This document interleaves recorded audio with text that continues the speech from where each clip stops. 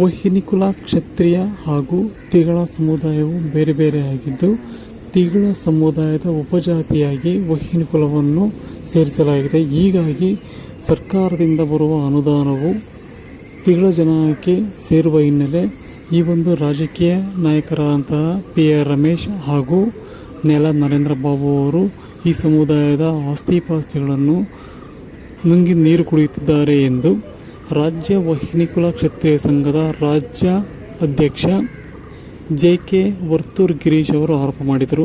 Press ಕ್ಲಬ್ನಲ್ಲಿ ಪತ್ರಿಕಾಗೋಷ್ಠಿ ಮಾತನಾಡಿದ ಅವರು, ಸಂಘದ ಸಾವಿರಾರು ಕೋಟಿ ಆಸ್ತಿಗಳನ್ನು ಅವರು ಲಪಟಾಯಿಸುವ ಹುನ್ನಾರವನ್ನು ನಡೆಸಿದ್ದಾರೆ ಎಂದು ಆರೋಪ ಮಾಡಿದರು.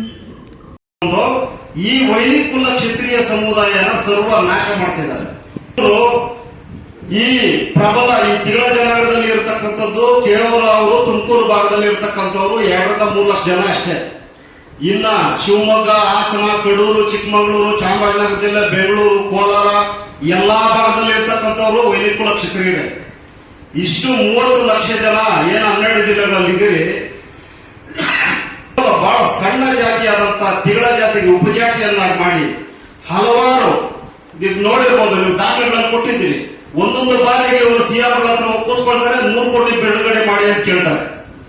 ಜನಾಂಗದವರು ಕೇವಲ 3 ಲಕ್ಷ ಉಳ್ಳಂತಹ ಈ ತಿಗಳ ಜನಾಂಗದವರು 15 ಕಾಲೇಜು, ಶಾಲಾ ಕಾಲೇಜುಗಳು ನಿರ್ಮಾಣ ಮಾಡಿಕೊಂಡು, ನೆಲ ನರೇಂದ್ರ ಬಾಬು ತಿಗಳ ಜನಾಂಗದವರು ಇವರು ನಿರ್ಮಾಣ ಮಾಡಿಕೊಂಡು ನಮ್ಮ ವಹಿನಿಕುಲ ಕ್ಷತ್ರಿಯ ಮಕ್ಕಳನ್ನ ಆ ಒಂದು ವಿದ್ಯಾಭಿವೃದ್ಧಿ ಸಂಸ್ಥೆಗಳಿಂದ, ಅಂದ್ರೆ ಕರ್ನಾಟಕ ರಾಜ್ಯ ತಿಗಳರ ವಿದ್ಯಾಭಿವೃದ್ಧಿ ಸಂಸ್ಥೆಗಳಿಂದ ನಿಷೇಧ ಅಂತೇಳಿ ಪತ್ರಿಕಾ ವರದಿಗಳನ್ನ ಕೊಡ್ತಾರೆ.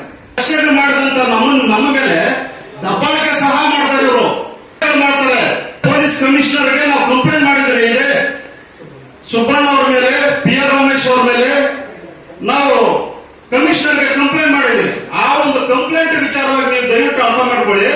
ಆ ಒಂದು ಕಂಪ್ಲೇಂಟ್ ನ ಇವರು ಕೂಲಂಕುಷವಾಗಿ ಅಟ್ಲೀಸ್ಟ್ ನಿಮ್ಗೆ ಏನ್ ನಿಮ್ ಸಮಸ್ಯೆ ಅಂತ ಕೂಡ ಕೇಳಲ್ಲ. ಲೋಕಾಯುಕ್ತದಲ್ಲಿ ಇರತಕ್ಕಂತ 85 ಕೋಟಿ ಹಗರಣ ಏನಿದೆ ನೋಡಿ, ದಾಖಲೆಗಳ ಸಮೇತ ಯಾವ್ಯಾವ ಜಿಲ್ಲೆಗೆ ಯಾರ್ಯಾರು ಎಷ್ಟೆಷ್ಟು ಹೋಗಿದೆ ಅಂತ ಕೊಟ್ಟಿದ್ರಿ. ಹಾಕಿದ್ರೆ ಎಲ್ಲ ಫೇಕ್ ಅಕೌಂಟ್ಸ್. ಅಂದ್ರೆ PI ರಮೇಶ್ ವೈನಿಕುಲ ಕ್ಷತ್ರಿಯ ಸಮುದಾಯದ ರಕ್ತ ಇರ್ತಾರೆ. ಬಿಜೆಪಿ ಬಂದ್ರೆ ನೆಲ ನರೇಂದ್ರ ಬಾಬು ಬಂದು ಈ ವೈನಿಕುಲ ಕ್ಷತ್ರಿಯ ಸಮುದಾಯದ ರಕ್ತ ನೀಡ್ತಾರೆ. 25 ಸಮುದಾಯ ಭವನಗಳು ಇದೇ 85 ಕೋಟಿ ದುಡ್ಡಲ್ಲಿ ಬರೀ ತುಮಕೂರು ಜಿಲ್ಲೆಗೆ ಮಾತ್ರ ತಿಗಳು ಎಲ್ಲಿದ್ದಾರೆ ಅಲ್ಲಿ ಮಾತ್ರ ಪ್ರಾರಂಭ ಮಾಡಿಕೊಂಡು ಅವರು ಊರ್ಜಿತ ಮಾಡಿಕೊಂಡು 25 ಸಮುದಾಯ ಭವನಗಳು ಮಾಡ್ಕೊಂಡಿದ್ದಾರೆ. ಕ್ಷತ್ರಿಯ ಪ್ರಾಂತ್ಯಗಳಲ್ಲಿ ಕೋಲಾರ, ಚಿಕ್ಕಮಗಳೂರು, ಹಾಸನ, ಮತ್ತೆ ನಮ್ಮ ಬೆಂಗಳೂರು, ಆನೇಕಲ್ಲು, ಚಾಮರಾಜನಗರ ಜಿಲ್ಲೆ, ಮೈಸೂರು ಇಲ್ಲೆಲ್ಲ ಯಾಕೆ ಸ್ವಾಮಿ ನೀವು ಮಾಡಿಲ್ಲ?